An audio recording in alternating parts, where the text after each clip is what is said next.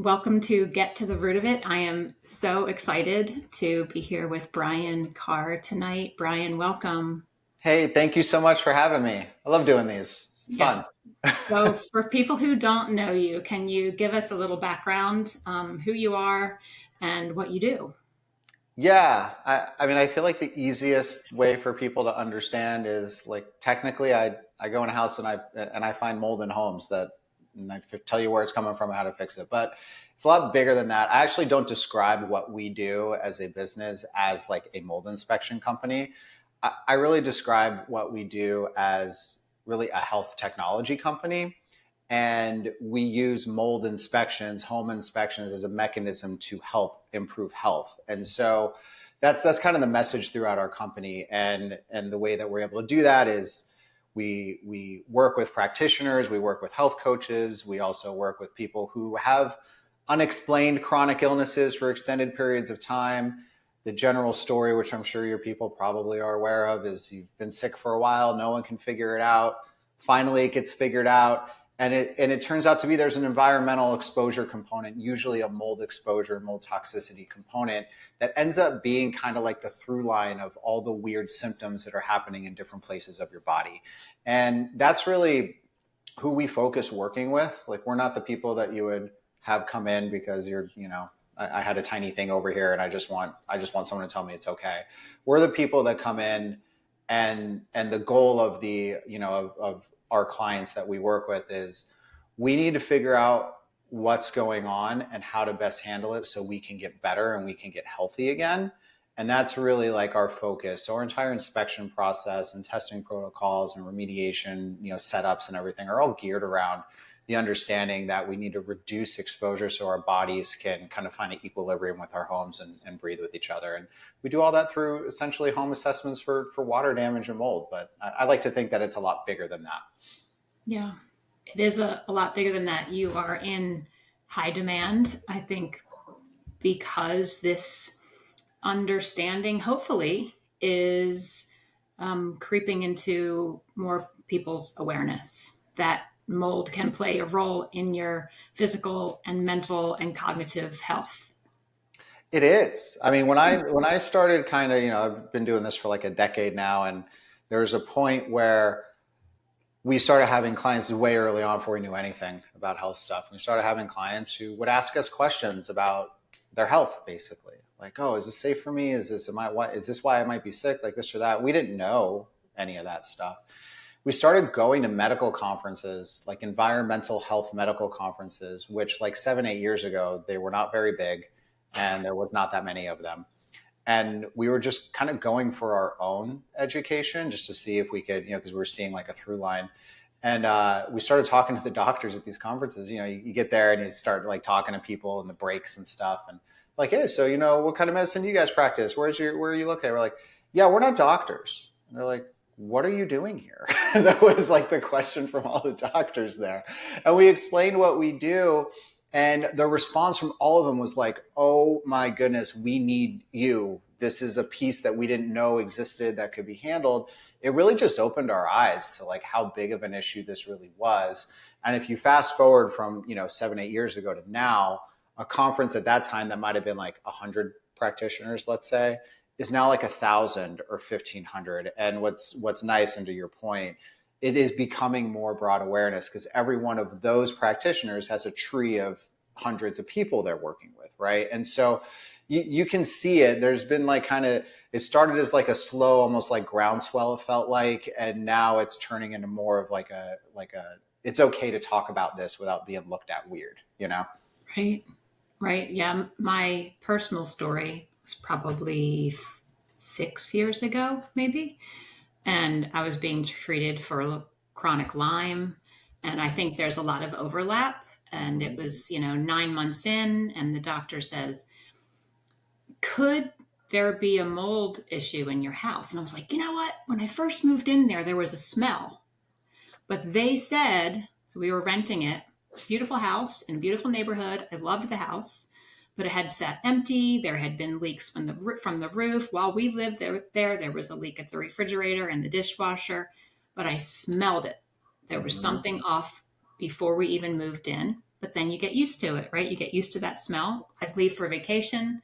If I was gone for more than 4 or 5 days, I would smell it again when I came back. And so I said to my doctor, yeah, there might be a mold thing. And once we started searching and found an inspector, I mean, you probably have hundreds of stories like this where you search and search and search. I had one guy came in and said, "There's no mold in your house," and he just like basically looked around. He didn't even like crawl anywhere or Yep. open anything up, and said, "I don't smell anything. I think basically you're nuts." Yep.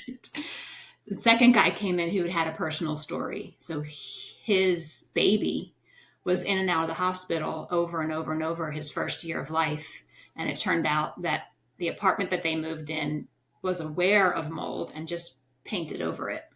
Got it. So his baby was really sick. So once he became a mold inspector, he was like an investigator. He went to the job thinking, I'm going to help this person Mm-hmm. because it happened to me. Mm-hmm. And he dug everywhere, and he's probably spent 2.5, maybe 3 hours. And one of the last places he checked was the HVAC system. Mm-hmm. And that's where it was the worst. That's where it was the worst. So, yeah. So now, I had my own personal story, and now I'm sharing my story and helping others. And you are such a wealth of information. And I'm so glad to have found you. So I found you because you were teaching a module in the Mm-hmm. Apollo Health training that was the Recode 2.0 for practitioners. So Recode, reversal of cognitive decline. So what does cognitive decline have to do with mold and mold inspection? And what are some symptoms that people might have that could be related to mold? Why is it a Yeah. mimicker of other things? I mean, on the cognitive decline front, so this is where Dr. Dale Bredesen is the lead medical at Apollo Health, and it's why we're partners with Apollo Health actually, because and then I got inserted into the training program to help educate the other practitioners on this piece of it. But he's done a lot in research and basically saying, and his point of view, and I kind of believe it, is Alzheimer's is optional. There are things that you can do from a prevention perspective, but also one of the things I caught in speaking with him at one point, a lot of Alzheimer's diagnosis are not really Alzheimer's. It's a toxic overload. It's a mold toxicity thing, an environmental toxicity thing. And I was actually just listening to another podcast yesterday or this morning or something, and there was a doctor who was talking about this too. And what she said, and forgive me because I don't know the parts of the brain, that's not my area, obviously, but she said the part of the brain that is where Alzheimer's originates, which I think she says the hippocampus, which is right near where your nose comes into your brain. There's no barrier. Like not every part of your brain has a blood-brain barrier in it. And so when you're breathing in toxins, and she was talking more broad scope in a home, right? But the reason I connected the dots is because she had Dr. Bredesen on her podcast and she referenced it. She's like, I had Dr. Bredesen on and we talked about this. I was like, oh, okay. I know where Bredesen's head is at. So now let me like hear what she's saying and like put the things together. She's basically saying all of the toxic load we have as humans, right? Which is the chemicals we clean with and just all the stuff in the house basically. But you breathe that in and it's a direct path up into that part of your brain. And it's brain inflammation, and it manifests in what looks like neurodegeneration and Alzheimer's. And a lot of what Dr. Bredesen is basically been working towards, and he has papers published on this stuff. I think he even coined the term inhalational Alzheimer's, meaning that your Alzheimer's symptoms are actually just a result of breathing in toxins and it getting to your brain and causing a problem. But what he has seen, from what I've heard from others, is if you get in there and you address the mold component of it and you detox properly and you kind of do these things that you need to do, that you can reverse that. You can start, if you catch it, you can get there and start turning it back the other way. So that's just one connection to the brain cognitive decline stuff. When we breathe in, we also breathe to our lungs, right? We also breathe into our gut, and we also have stuff that moves to our gut. So everything that we breathe kind of moves into different key parts of our body that become transportation pathways as well. So we breathe into our lungs, we can get out of the lungs into the bloodstream and it pumps everywhere, right? That's one piece of it. We also can breathe directly into our gut. And in addition to breathing, you always have kind of like this post sinus drip thing that's kind of dripping down into your gut too. So even if you breathe in and there's mold and there's toxins and stuff and kind of gets into your biofilms and different things in your body, that drips down then into your gut where everything goes. You start introducing this stuff into your gut microbiome, which then turns into leaky gut, which allows things to get out of the gut barrier, get into the bloodstream, and again, start circulating around. I think this is why people start seeing a lot of symptoms that seem all over the place, right? Because if you're getting into more of like a major transportation center, let's say your gut's open for business and stuff's getting out and getting into your system, then it's going through your blood and it's moving, and wherever it kind of holds up, that's where the symptoms start happening, right? If it gets to your brain, then you start getting brain fog and you start getting, kind of early onset, sort of degeneration, these things. But there's also hormone deregulation, there's skin issues, there's, just general inflammation and fatigue. And so like fibromyalgia and stuff like that, like those are diagnoses for when somebody doesn't know what's causing it, right? And they're like, oh, you just have this chronic pain all the time. We're going to label it fibromyalgia and then give you some sort of pain reliever or something to try to get rid of it. But it's not actually addressing why it's happening, right? And so that's why people who have like a mold-related illness, the symptom sets across the board. It's skin, it's digestive, it's brain, it's reproduction, it's hormone, it's like all of these different things. It's because it moves around in different ways and it enters your body in different ways too. Yeah. For me, it was mostly anxiety. Mm-hmm. And you had a post the other day highlighting, the symptoms of anxiety and the symptoms of mold, and they were exactly the same. Mm-hmm. And when I moved out of that house, the anxiety slowly disappeared. And this past year, we went on a vacation and we were in like a little bungalow by the beach. And the minute I walked in, I was like, oh, I smell it. This is not good. This is not good. And my anxiety on that vacation returned, like through the roof returned. So I just want to share with people, like, it seems bizarre. Like, how could mold cause anxiety? But if there's any chance that you've been exposed, whether it's at your house, or I have a client that her exposure is at work and she's not there all the time.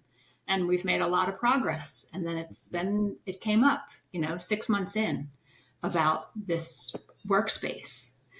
To just be your own investigator. And if there's weird symptoms and there's a mold potential, just check it out. Yeah, let me say this. So a couple of things to hopefully help some people listening. So the first thing, you mentioned smells a couple of times, and that's like a huge indicator, but the smell does not happen most times. Mm. The smell comes when mold is actively eating and growing, right? So what happens, there's like a digestive enzyme, it has an odor, that's the odor. So mold's eating. Dr. Jill Christer refers to it as mold farts. It's really funny. But that's kind of what it is, right? It's the smell that comes when they're eating, basically. Most mold problems in homes are not that. Probably 90% of mold problems in homes are not that. So while that does happen, and if you have it, it's like, bam, immediate red flag. There's something pretty significant going on if you're smelling it when you go into a space. Most of it isn't that, right? So when we talk about, be your own kind of best inspector and try to figure this stuff out, we kind of have to understand, okay, well, what are the things that we're looking for or trying to keep our eye out for, be aware of, if it's not always something that's going to get to us, right? And in most homes that we go into, the issue is historical water damage, historical water intrusions, I should say, that happen, and then not recently. We go in there, it's dry right now, right? So what a lot of inspectors will do is they'll come with their moisture meters and their stuff, and they'll say, everything's dry, mold can't grow if there's no water. Like, yeah, it can't grow if there's no water, but it doesn't need water it just needs water at some point in time to grow, right? So like, think about your grass outside, right? You water your grass grows. You stop watering your grass, what happens? Your grass doesn't pick up and leave and go look for more water somewhere else, right? Your grass stays there. It just dries out and dies, basically, right? But even if it's dead, if you walk on it barefoot, it hurts your feet because it's sharp and it pokes you in the feet. So this concept that like dead mold is like not a thing that can get you because it's dead. I know like the analogy is not exactly the same thing, but it's a way to like visualize it. Like dead grass is still there and it still hurts your feet when you walk on it. And it's actually worse for you for hurting your feet when it's dry than it is when it's wet, right? And mold in a house is kind of similar. You know, it's contradictory almost. It's like, oh, if it's alive, it should be worse. I kind of argue this the other way around. Obviously, if it's alive and it's growing, you don't want that. And that's the time that it could produce mycotoxins, which are mold toxins. So that's, you know, there's obviously bad there. But when it dries out, it becomes brittle. It's not healthy anymore. It's like that grass. Like you could break, if you guys listening can imagine this, you grab a blade of grass that's dry, you could snap it in two super easily, right? So if you think about that, these mold colonies that grow, when they dry out, you get a small little like change in the airflow in your house, which happens all day. You open a door, you open a window, you turn on the exhaust fan in your bathroom, you turn on your dryer for your clothes, you turn on your kitchen air hood when you're cooking, you turn on your air conditioning system. All this stuff sucks air. It moves air. And when that happens, air moves through your whole house. And when you do that and you have an airflow that moves over a dry area of old mold, let's say, it breaks the entire thing into tiny pieces. And those pieces get into our living space and we breathe those in. Now, the reason I say that I actually think that these historic dried out mold areas are more of an issue is because when those pieces break, they break way smaller than the size of a mold spore. So like a lot of us have heard of mold spore, right? Mold spores floating around. Mold spores, if you imagine it, think of it like a mold spore is the size of a beach ball. One of these little fragments that breaks off is like the equivalent to a size of a golf ball, right, in terms of size. So because the fragments are so much smaller, when we breathe, our body has a natural kind of protective filtration system in our nose and our throat to keep junk out of our lungs, basically, right? But these particles are so small, they go right through all that stuff. They get straight into our lung and they pop straight out of the lung into the bloodstream. And then that's where the systemic problems happen. But if you have a regular inspector that comes in and they're like, oh, everything's dry, there can't be a mold problem, it's just not true. So then what we have to think about when we're in our space is, okay, I'm going to get rid of this idea that there has to be mold or water right here, right now. Let's just get rid of that, right? So then what are we thinking? Well, what are the clues that can tell us that there maybe was a leak that happened at some point in time, even if it happened 5 years ago, 10 years ago, 15 years ago? If mold grew and you didn't do anything to remove it, it's going to stay there. It's not going to go anywhere. It's going to be that brittle thing that we talked about. So things like bubbling paint on baseboards or like warping floors, like think of like signs of water damage that you would look at. And that's where stuff is going to be hiding. And I say a lot, the secret to finding hidden mold in houses is to not actually look for mold.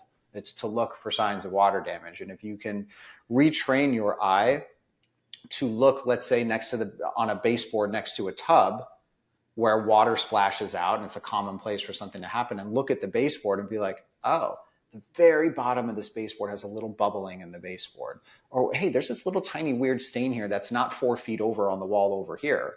Why would that be here? These are the places when we go through a house that we say, okay, we need to test behind this wall to see if there's a hidden mold problem back here. Has nothing to do with water right now, right? It has to do with like the footprints of what might have happened historically. So for someone going through your space and saying, oh, I've been sick for a long time. I've seen a bunch of doctors, nobody could figure it out. I've had a mold inspector just like you. Your story is exactly everybody's story when they come in. Oh, I had an inspector come in. They said everything was fine. I was still sick for another year after that. But I didn't trust my doctor because this guy said everything was fine.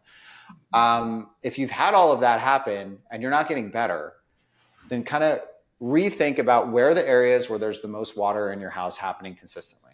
Under sinks, behind toilets, under toilets, by showers, next to showers, just the areas where you don't even have to look through your house the way that I would do it. Just think of the areas where there's just the most natural moisture occurring and start looking around all of those areas for anything that looks weird, anything that looks like bubbled or buckled or cracked or stained in a weird color or separated or warped or anything like that.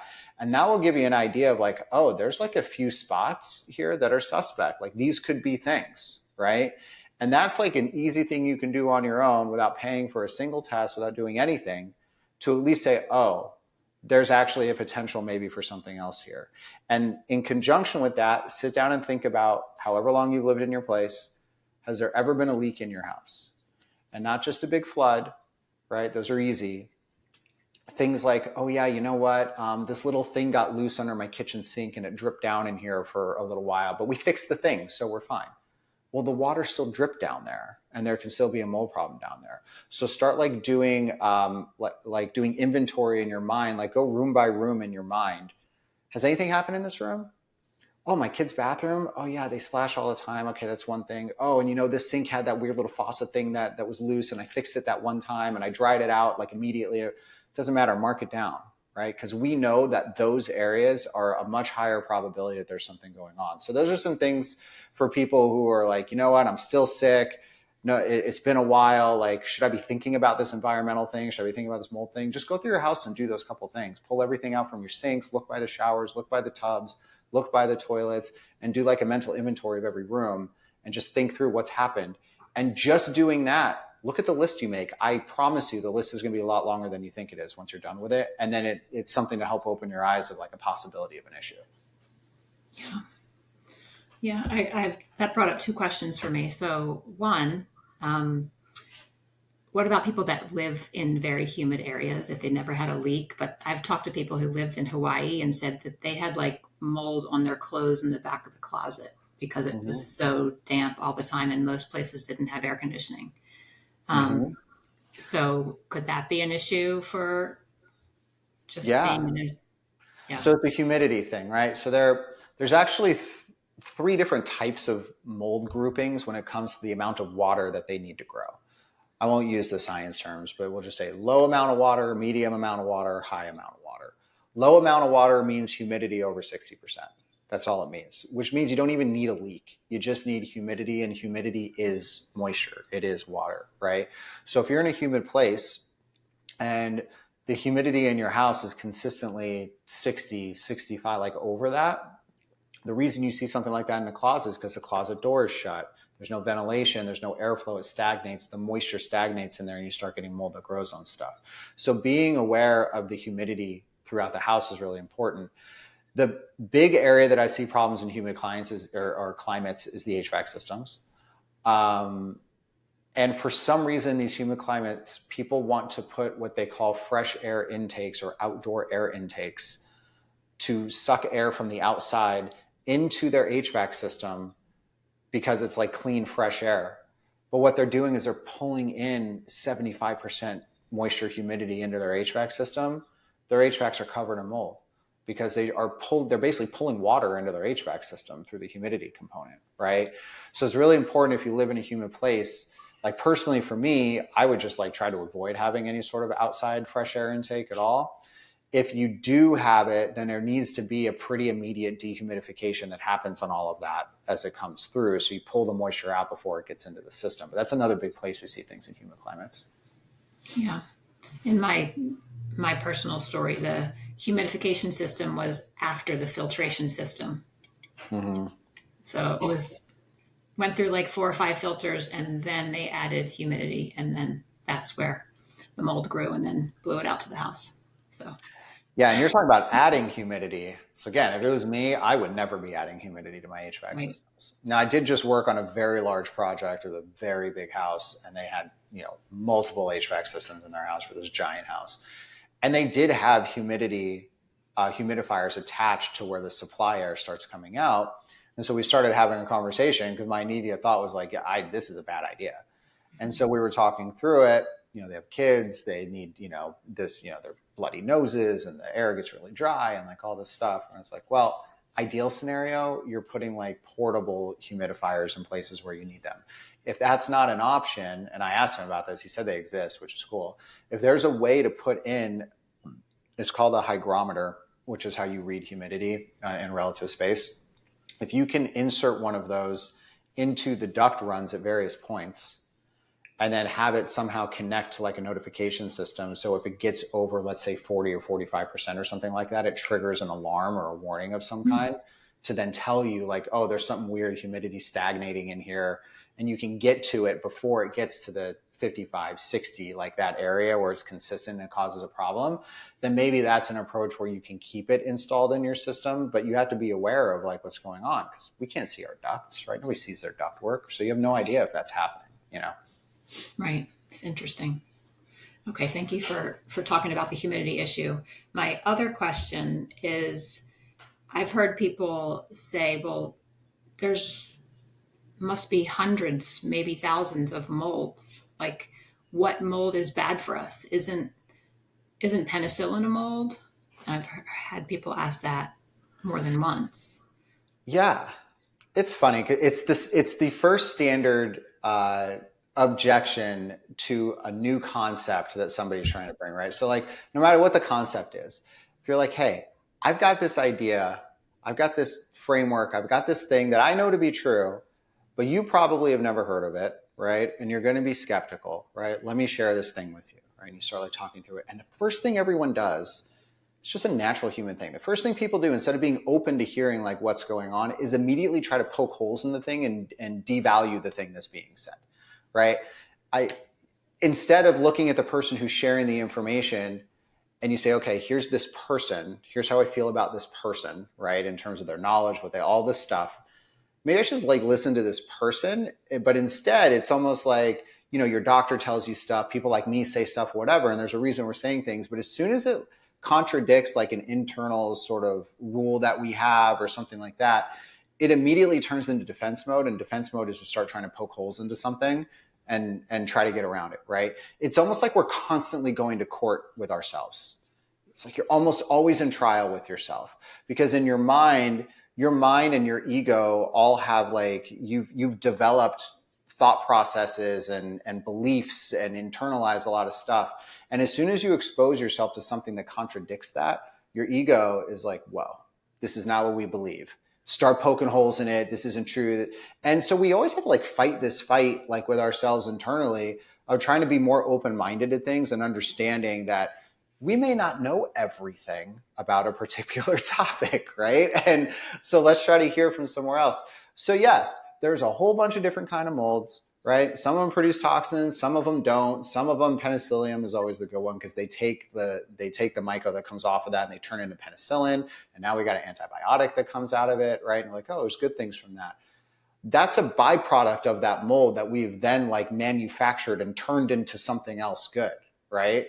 It's not just the mold itself showing up and being good for us, right? We had to take something that it produces and then turn it into something that was beneficial for us. That doesn't happen in our houses. In our houses, it's just there, right? So that whole like secondary process of us creating something good, it's like a tree. Like paper comes from a tree. So it's not like we have a tree in your house, you have all the paper that you need, right? The tree has to go through a process. You have to turn it into paper. That's what happens when penicillium turns into penicillin, right? So that's the idea. But off of that, mold has been around forever. It's been around before us. It'll probably be around after us. Same with bacteria. And so this is a lot of well, it's been here forever. All of a sudden now it's an issue. And what I would say is, forever ago, we didn't have the knowledge that we have now. We didn't know things that we know now, right? If you take the same idea and you put it in 1960, and instead of mold, we're talking about cigarettes. Cigarettes have been around forever. Cigarettes are cool. We smoke them in the delivery room where our kids are being born. We smoke them all over the place. There's nothing wrong with this. Cigarettes have been around forever. Fast forward, cigarettes are killing everybody, right? But now we know it. Now, what was interesting at that point in time is that we knew it, meaning health practitioners, there was research studies that were done. There was a lot of stuff that was done. There was proof that cigarettes cause cancer for like 20 years. Yet nobody wanted to change it. Why? Because we've internalized that cigarette smoking is okay. And then in our mind said, well, we must be the expert because we know this, because we've heard it from so many places. We're not going to take this new idea seriously, right? And so what happened is everybody started getting cancer, and then all of a sudden it was a thing, right? In the mold world, we are following the same path that happened with cigarettes. We knew in 1997 that mold causes health issues. It was published, it was done. It starts out with one guy with a crazy idea. This is how all these things start. I looked at like a few different like big major things like this over history, and it's like it's always the same path. Some crazy dude that nobody believes figures something out, comes out, figures it out. In the mold world, it was Dr. Richie Shoemaker. He was the first guy that connected it together. He is the person who came up with the diagnosis of chronic inflammatory response syndrome, which basically says that your body is going inflamed and haywire because it's exposed to stuff from the outside and it's triggering a bunch of stuff. We knew that in 1997 or 8 or 9. Don't totally quote me on that, but late 90s. We knew exactly when that was. Then you go like the next, it's 2023 right now. You go like the next up to now. And what happens every time things like this happen, more and more smart people start looking at that and they expand on the research a little bit and they dive in a different way and they do something, and they kind of like build and kind of snowball this thing, right? In the last 20 years, that's exactly what's happened. There are all kinds of papers out there now on how mycotoxins impact health, human health, animal health, physiological, like all that stuff.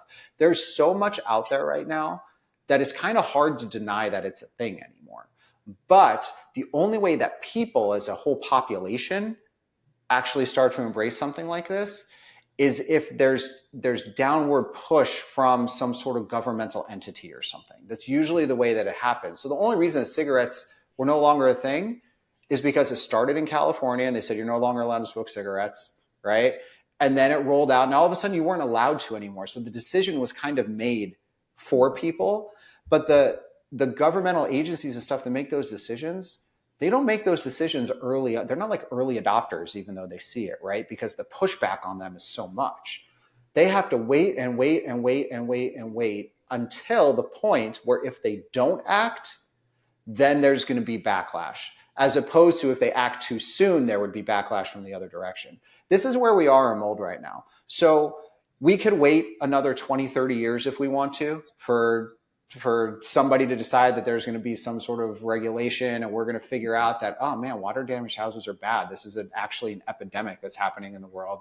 How do we change building codes? How do we change disclosure laws? Like, how do we do all that? So we could wait for all that, or we could be early on. Imagine if you were smoking 2 packs a day and then somebody brought to your attention, because the internet was a thing back then, and you started seeing in your feeds hundreds and hundreds of videos of people like smoking is actually going to cause cancer. And here's the research studies behind it. And you made the choice at that time to stop smoking 20 years earlier than you would have. How much of a huge impact that might have on somebody who probably died early because they got cancer, right? That's where we are here. And so all that I'm urging when I tell this entire story is there's enough out there that proves that this is a thing. And we can now make the choice if we want to look into that on our own and make decisions. Keep in mind, like your practitioners you work, they also, it's not just like research papers, like talk to your doctors. They've been doing these protocols with their patients now for 10, 15 years. How does it work? What have they seen? Right? It's so that there's a lot of like proof behind this stuff, and we can get ahead of it. And you don't have to be somebody who's suffering with a chronic illness for 30 years at this point, right? Like there's a path out of this, and we just have to be open to an idea of even just exploring it. It doesn't mean you have to do anything yet. Just explore it, have the conversations, take a look at it. Right.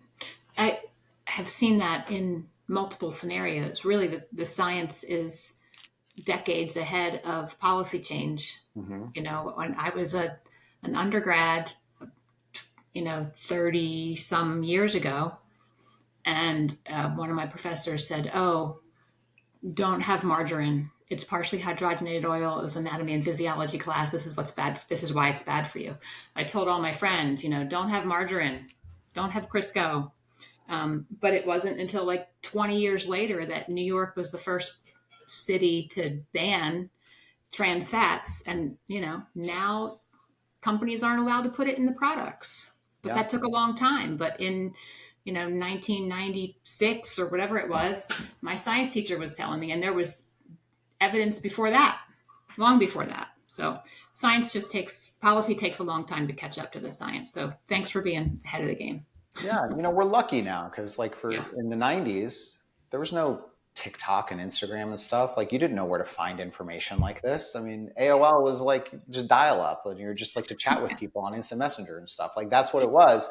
Now you could search any of this stuff and you could find all kinds of stuff, right? I mean, you have to dig through it. So you find, the way that I always say is like, find somebody that resonates with you, right? So like if somebody who follows me, I resonate with them for some reason, right? They're like, oh yeah, you know what, this guy seems to know what he's talking about. He's, you know, this, that, or the other.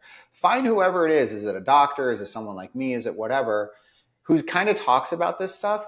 And just when they talk about it, listen to what they say and be like, does that make sense? Or does that not make sense? Like, is that like a logical thought process on what they're saying? Or does like none of this actually make sense? And if it's like, if you could follow the through line, you're like, well, I've never thought of it that way, but like, I understand how they're connecting the dots and I understand this actually kind of logically makes sense. Okay. That's your starting point. Right. And that's kind of, you know, with social media, it's so difficult. So you have to like screen out who you're listening to.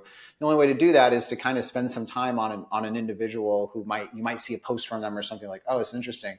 Go and deep dive them for 20 minutes. We all do it anyway. Go deep dive that person instead. Be like, all right, how do I feel about this person? Because this topic I'm somewhat interested in. I heard it on the show. I see this dude. What they're saying kind of makes sense. Does it not make sense? Right. And you kind of go from there. So for someone who is hearing for the first time that mold might cause health problems and they're poking holes in the theory, they might also say, well, I feel fine in this house. Mm-hmm. My wife is, you know, maybe she's woo woo, maybe she's a hypochondriac. Yep. So tell me about who is affected, who is not affected. Is everybody affected the same way? No, not everybody's affected the same way. Everyone's affected differently. There's variables in how we are affected by anything, not just this. One is your genetic makeup, right? Which way are your genetic markers switched? Are they expressing? Are they not expressing? Do you have the inability to detox particular things as somebody else just genetically does have the ability to detox? That's the thing. 24% of the entire world population is not able to detox environmental contaminants. It's just a thing. It's a proven thing. It's the HLA-DR gene. You guys can go look it up if you're listening to it. This is a real thing. It's 24% of people. So if I am in my house and my wife is here and my wife is not able to detox, let's say, mold from environmental toxicity, and I am, she's obviously going to be feeling different than I am because my body's able to process it and move it out. And hers, it just builds up and builds up and builds up. You get inflammation off of that, so things will look different there. Another thing is your previous exposures, especially early on in life, but other times too. What that does is it kind of changes the expression of genes if you're exposed to stuff earlier, right? And then your body sort of recognizes stuff and it triggers things a different way. So you could have somebody who, if they were not in, let's say, grew up in a moldy basement in their house in the 80s or whatever, right? And they instead was somebody like me, who I lived in Las Vegas. There was no basements. I didn't really have that. My house didn't have like water damage problems. Luck of the draw, right? I just wasn't exposed to it from where I lived. Even if I had the same genetic makeup here as opposed to somebody who lived in a basement in Ohio, the person in Ohio, their body might actually shift in how they react to things based on what it has been exposed to before, and then how the body remembers that thing and immediately goes into a different response when it sees it again, right? Because it would then see it as a threat, where my body might not see it as much of a threat if it's a little amount that comes in, because our bodies are meant to detox some of it to some state. So if you're somebody who had a previous exposure, then your body now views it differently and it will react differently, right? Think of it this way. I go to walk in the door of my house. I walk in my front door. Some dude punches me straight in the face. Had no idea it was coming. Holy shit, this guy just punched me in the face. Next time I go to my front door, you better believe that I'm going to kind of recoil and like prep myself to make sure I don't get punched in the face, right? But if somebody else walked up to my door and that never happened to them, they're just going to walk in the door, because in what world does somebody stand on the other side and punch you in the face when you walk in the door, right? And that's how our bodies and our like natural kind of survival, mechanisms work, right? It tries to protect you, And so the response then becomes, something has happened to me. I'm going to come into this a little more on high alert. And that's when you start talking about your parasympathetic versus sympathetic nervous system and how your body is like fight or flight as opposed to like not, right? And so a lot of the historical exposure stuff is tied to that. And then the third thing is your current health position. So our bodies are meant to handle a certain amount of stuff. right? I mean, we can be exposed. Our bodies are amazing things. They can heal themselves. They can detox themselves. But listen, at some point, it's too much and our bodies just can't keep up, right? So if you're in a moldy house, when I say moldy, guys, remember, it doesn't mean there's mold on the walls. It probably means it's all hidden everywhere and it's probably not wet right now either, just to restate that, right? But I'm in a house with mold issues, and let's say I also have Lyme disease. Well, my body's immune response is being taxed already from the Lyme issue that's going on. So the amount of additional exposure, think of it like the straw on the camel's back piece of it, right? You get that one little piece of exposure, and that might just be enough to flip your body's response into freak out mode. Whereas for somebody who doesn't have Lyme and I walk in that same house, it wouldn't do it for me because my body can still handle more exposure because I have space, I have capacity for detox at that point. So those are like three big reasons why somebody might be feeling one way and somebody might not be feeling that way.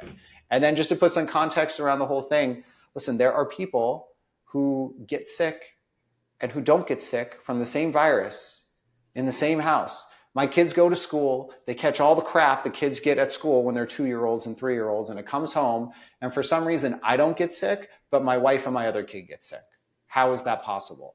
Because we are all different bodies. And for some reason my body was able to fight it off. Guarantee you the same germs are floating around. We're all up in each other's face all the time, right? So it wasn't an exposure thing, but I was able to be more resilient to it where maybe my wife wasn't, right? And that happens all the time. So look at it through that lens. Like if this wasn't true, then everybody would always get sick from the same thing all the time. And it doesn't happen that way. Right. That is super helpful. That is totally true. So the genes, your previous exposure, what your body is going through at that moment in time. Are you stressed? Do you have nutritional deficiencies? Do you have other virus going on? Do you have terrible sleep? All the things that might stress out your body. And then, yeah, we're all different. We're all different. So we're all probably not going to respond to mold the exact same way either. So let's say somebody is listening, and that's my dog trying to get in. You can hear the scratching in the background. He's feeling left out. So somebody's listening. They're like, oh, maybe this could be me. What is the first thing they do? What resources do you recommend to people who are attempting to manage this process? Because I've been there. I know it can be overwhelming. And I know a lot of people who hear this for the first time, they kind of want to put their fingers in their ears and say, la, la, la, la, la, this is not happening to me, because it can feel overwhelming. What's the first resource for people? I mean, honestly, there's a couple paths. It depends on who you are listening and where you're at, where your head is at, where your thought process is, right? If you're somebody, I'll give a couple scenarios. If you're somebody who's like, Brian kind of just described me at the beginning, and what he's saying makes sense, right? As we just talked about, it seems logical. This stuff makes sense. I want to try to figure this out. Just call us. like you can we do free phone consults. Like if that's where you're at and you're like, I just want to like talk to somebody and figure this out and talk it through. We do free phone consults. Yes, weinspect.com. Company's name is We Inspect, and there's a button, click the button, free phone consult, right? The nice thing about that is that our coaches that take the calls, like they know all the stuff that I'm talking about, right? Because I've trained them, right? So they kind of know a lot of this stuff, and they can help you navigate like, well, what's happening in your house? What's your history? Where are you at? The other paths are you do things in order to build up enough of a belief that it might be an issue to then take action, right? That's kind of how it works. And so then there's other things you can do to kind of prove to yourself that there's a thing if you need to before you get to that point. One thing you can do, you can actually do a dust test in your house and see if there's a bunch of mold in the dust in your house. And if there is, you're breathing it, because again, research studies and environmental, science studies, the dust that's settled in your house pops up into your breathing zone all the time as you walk and move around. And that's what you breathe in your house. So for some people, they need to be they're like a little more analytical driven. They need kind of proof from a data perspective. So one thing you can do is actually do an at-home dust screening test, not an at-home Petri dish, not an at-home air samples. Those don't work. Dust sampling is the way to understand exposure in a house. Those other things don't work, false negatives all the time. Okay, so you don't want to use those. So dust testing is really the way to do it. You can go to thedusttest.com. You can order a dust test kit, get sent right to you. Do the sampling in the dust. Report comes, basically tells you where your house ranks of all the other homes that were inspected and tested over that period of time. So you have an idea of sort of where your starting point is, right? That test also comes with a consult call that's tied into my team as well, right? So part of the dust test, in full disclosure, I'm a part owner of the dust test. We developed it, but it's not just that you get the data that actually ties into our inspection information to give context to what you're seeing, which is no other ERMIs or dust tests do that because they don't have access to our information. But on top of that, it comes with a call with the team. Again, the call is the way that you will get all of your questions answered so much more easily, right? Because you could talk to somebody. Now, I know people aren't like totally up for doing that all the time. So then the next thing is deep dive my Instagram, deep dive my podcast, Mole Finders Radio. It is going to take you longer. You're going to have to search for stuff. You're going to have to find things. But everything that I talk about openly and freely everywhere. I don't like put all the stuff behind paywalls or anything. I want everyone to get this information and get it out there, right? So you can go to Mole Finders Radio. You can go to my Instagram or TikTok or all that stuff, which is at Mole Finders. But frankly, like if you're interested, just like set a call. It's totally free. Like we're there to help. Yeah, that's awesome. And for big cases, you even fly around the country and help people. Yeah, it's a good question. So we do inspections all over the country. That's actually what we do all the time, right? So it's not just for big projects. Like I have inspectors that I've trained. So everyone works for me, right? So it's not like outsourced or anything. So all of my inspectors, I have them stationed in different sections of the country so we can travel a lot easier. And we go to homes. It's still in-person inspections. We're identifying the water dam. We're doing all that stuff, right? There's also another service that we just rolled out where we actually do a guided inspection with you, where we've developed a mobile app that goes on your phone where we can interact, where you can take pictures and we can comment on what's going on and tell you where we think the problems are. It's as if we were in your house without being in your house. And what does that mean? Lower price point, which is exciting, right? So for people who are like, I don't know if I want to fly somebody out, that sounds expensive. There's another way. We're in 2023. It's amazing what we can do with phones now, where we actually have an entire back-end tech system in place where we can see what's going on in real time and provide guidance on this area looks like an issue. This is how we would sample this, all of that all the way across. So you get access to our consultants and our inspectors, but you don't have to wait for them to come out. You don't have to and it's an easier price point in. So we are truly able to service anyone, anywhere, in any capacity based on their goals and what's going on. So it's pretty exciting. Yeah, I love that. I just learned about that.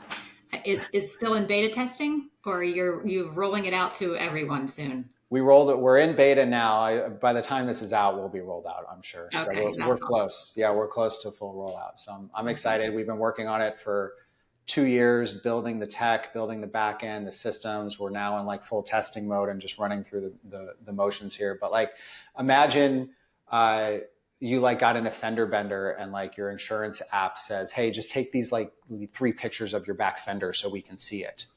That's what this is, but it's for your house instead of for your car. Yeah, that's awesome. That's going to be a game changer and really bring the price point down for people, which is huge.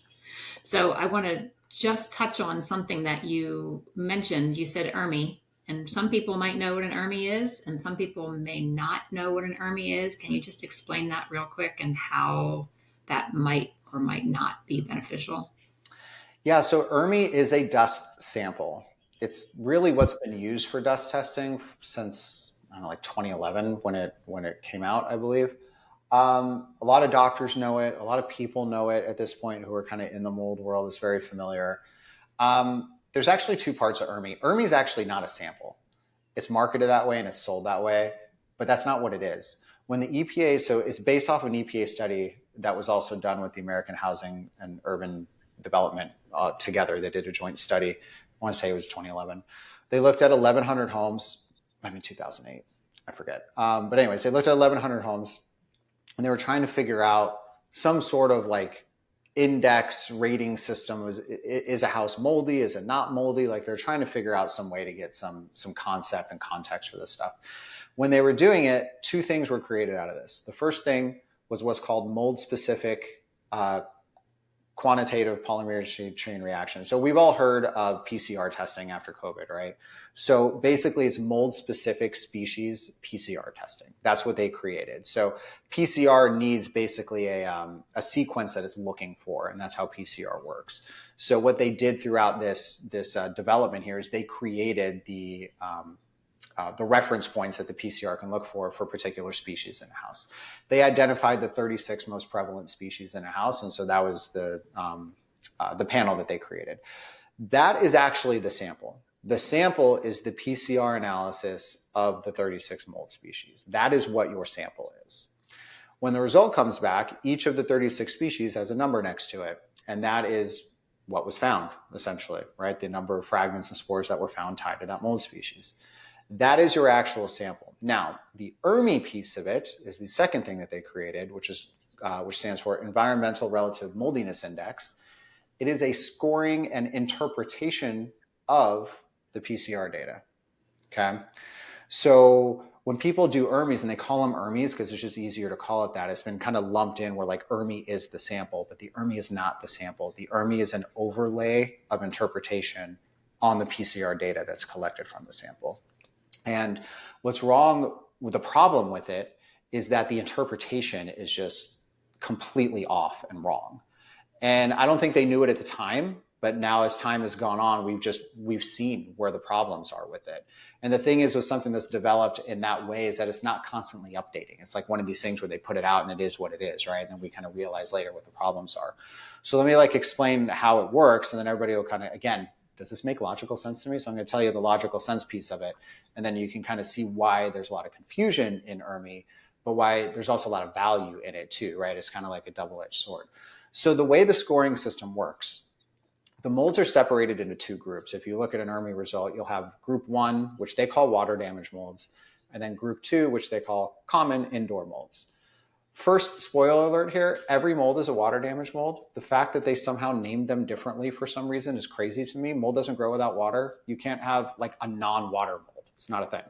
So they're already kind of misleading on the titles of the different groups, right? And so immediately, if I just knew that and I looked at the common indoor molds and some of those are really high, let's say, I'd be like, oh, well, they're common indoor molds. It's like devaluing the importance of exposure to a mold, when the reality is some of those take as much water to grow as some of the ones in the other columns. So there's a really big disconnect there on just the labeling system.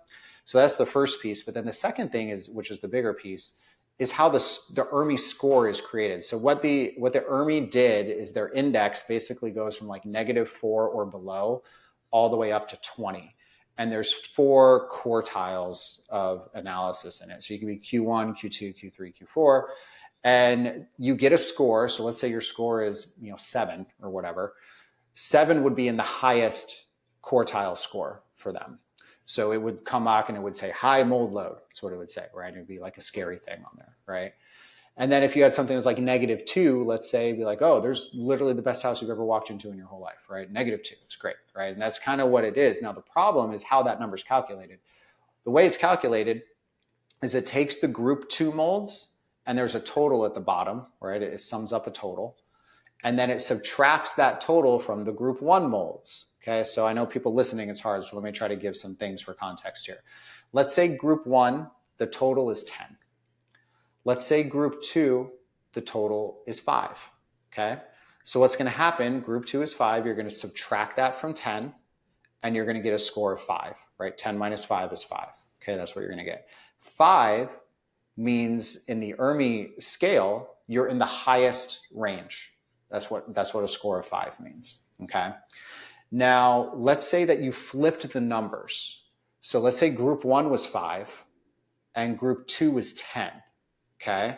So now what you're doing is you're subtracting 10 from 5 because you flip the numbers around, and 5 minus 10 is -5, and now you are in the least mold healthiest house that's ever existed on the planet.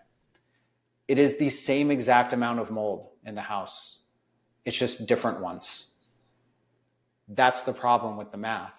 And so what it does is it not only devalues certain molds on the one side of the fence, but it also because of it, it reduces the value of the other molds on the other side of the fence because it's subtracting from them, when the reality is mold is mold.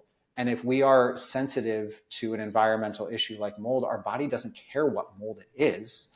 It's coming in and our body still has to clear it out, right? It comes in and we still have to detox it. We talked about that straw on the camel's back. We have, detox capacity, like all that stuff. So if you're exposed, and so let me give you another example here, right? So you can see like how different it can be. So I said 10 in group 1, 5 in group 2, okay? So say that total of those is 15. So your total mold load in your entire house is 15 if you added those together instead of subtracting it, right?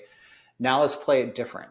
Let's say group 1 is 50 and group 2 is 45, okay? You subtract 45 from 50, you get the exact same score of 5 on the bottom. But if you added them together, you're at 95 instead of 15. There is so much more mold in that second house than there is in the first one. And the score looks exactly the same. And that's where the problem is with this. So what we did with the dust test is we used the same PCR sampling, which is truly what the sample is. But instead of putting the ERMI interpretation on it, we went back into our inspection data over the last 3 years at the time that we put this together. And we looked for correlations on where that house would have ranked. Think of it like a percentile basis on all the homes that we inspected to provide context for how significant of an issue your home has in relation to the other homes that are out there, which is really why people are doing this. They're doing this to figure out, do I have a mold issue? And if I do, then the next question that comes up in your mind is like, well, should I move? Like, should I stay? Like, that's always the next question if you do. But you can't answer that question really if you don't know how your house compares to the other ones. Because you may have a mold issue in your house, but you may also be in like the bottom 20 percentile of all the homes that have been looked at. And so if that's the case, it makes more sense for you to try to stay in the place that you're in because your starting point isn't very bad. You can remediate maybe a couple things, get your exposure down and start to be better, right? On the flip side, if you did the dust test, it looks at all the same molds. It'll show you all the individual species exactly the same as an ERMI would. But then you run it through our interpretation, which attaches to all of the inspections we've done. And you see that you're in like the worst, like the 90th percentile, which is the worst 10% of houses that we've seen over the last, period of time. Then you're like, oh man, like if I'm starting this bad, like maybe I should be looking to move possibly, maybe I should be doing something else. So the context that you get specific to your situation is the thing that I wanted to be able to create in a dust test, because I just kept getting calls from people when we would like review stuff with them. Here's my ERMI. My doctor says it's fine because it's under a 2. And we're like, no, this ERMI says there's a massive problem going on somewhere. But there's just no understanding of how to interpret it anywhere. So we're like, well, let's just take the score thing out and let's just make it very straightforward. Your house ranks here compared to all the other ones. Let's have a conversation about what we do, right? And that was the idea for the dust test. So that's why we made it. That's why I always recommend people go there versus the ERMI, because it's more confusing. Now, if you have done an ERMI already, the core data that's in the dust test, I originally created something called the ERMI code, where you can plug in your ERMI and it will analyze it through all that same data set and tell you the same information if you need to, right? So you can do it there, but if you haven't done an ERMI yet, it's actually cheaper to go the dust test route and have it run through that way. Okay, good. Thank you for sharing that. So you've shared a lot of awesome information, and I have one very specific question that came from a client because I was like, all right, I'm going to interview Brian this week. Does anybody have any special questions? So the question is, okay, I live in a condo. My space is clean. No mold, I think. It hasn't been tested, but right. We're concerned about the hallway. Okay. So how far does that mold travel? So if you have a big house and you have a leak in your upstairs bathroom, like, do you need to throw out the mattress in the bedroom across the house on the first floor? No, so that's a really good question. So a building is completely connected if it's the same building, which means something that's happening in a couple rooms down can move over somewhere else, right? Now, there's really 2 ways that stuff moves around significantly. One is through something called the stack effect, which basically says that The natural airflow pattern in a house, in a building, is bottom pushing upward toward the top. That's why, like, if you've ever been in like a 2-story house and you don't have the air conditioning on upstairs and it's a hot day outside, downstairs will be cooler than it is upstairs. You walk upstairs, you're like, God, it's so hot up here. Why is it so hot up here? That is the stack effect pushing that air up, right? And so it sits up there, so you're feeling that, right? So that's the first way that things move around. Now, the second way things move around is through mechanical ventilation systems. There's not only 2 ways, but these are like the 2 main ways things move around. So think you have an air conditioning system. It sucks air in from somewhere. It then spits it out somewhere else across the house. You've now created a path, a forceful path to move that stuff from one place to the other. It's like a transportation, right? So that's the other way stuff moves around. So when you're in a bigger like apartment building like that, there's some other variables that come in because every unit has its own air conditioning component, right? So yes, stuff is moving up, but then as it gets up into a space, it gets pulled into the air conditioner or as they're running it, and kind of gets redistributed. And then things will continue to get pushed up. So there will be influence from other spaces outside of your unit. It's 100%. It will happen. That's just something that happens. That said, I've had plenty of clients who have been in condos and stuff, and we've gotten their place in a good spot because that's all you can control, and then supplement with like air purification systems and things like that to help keep their interior of their space clean on a maintenance point of view. And they've been able to be okay there, right? So I think that there's paths and things that can be done for that. But technically, if you have something in your hallway that's really close to the front door out, like it totally can work its way in, right? So like if I was saying, okay, I have to stay here, there's no option to go buy a house because everything's $1 bajillion right now, and I'm going to live in this condo and this is where I need to be. Like, okay, what do we need to do in here to understand how much of an issue might be coming from inside the house versus not, right? And what that means is you need to do an inspection and figure out, do I have internal sources that are going on? Because there might be something outside that might be pushing in, but if you have a lot more in your interior space and you remove all of that and you get it, you kind of get it remediated properly, then there's way less influence now coming into your house, even from that space adjacent to where you live. And then what you can do is bring in like air filters, like high-end medical grade air filters that get these tiny particles out, and you can put that maybe near the front door for an example or something to help kind of counteract that stuff before it gets into your space, and kind of work out a plan like that. So these are the types of things that, that we talk about with people. Yeah. I'm sure we could talk for many hours because you are a wealth of information. So well, we're gonna cap it off now. So we have a baby that might wake up any minute. True. But let's reiterate, where can people find you so people have a question, they know where to go. Your Instagram, your website, all of that. Yeah. Fastest, quickest answers, yesweinspect.com. Click the button for a free phone call. It's free, I promise. You want to like pay afterwards, like like you're billing a lawyer's time or something. Get on there. We can help, right? Sometimes it means we can help you. Sometimes it means we give you a resource that might be beneficial for you, like whatever it is, right? Start there. For somebody who's like, I'm on the fence of calling them or whatever, my Instagram at MoldFinders has a bunch of stuff. My podcast is basically me. I mean, there's like 150 hours of me going through like every topic I could think of on there. So there's a lot there. You'd have to dig, but there's a lot there. So those are some places you could go. Yeah. Brian, thank you so much for your time and wisdom tonight. We're grateful. I'm going to have like 400 clips that I can make from this because there's so much value that you shared. Thank you. Thank you. Thank you. Love it. I appreciate it. Thanks for having me.